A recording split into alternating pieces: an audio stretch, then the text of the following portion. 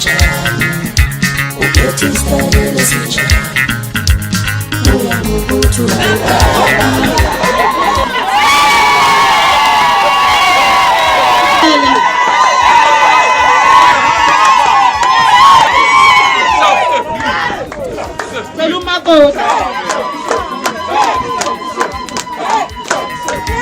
ngifisa umuntu wamempelisa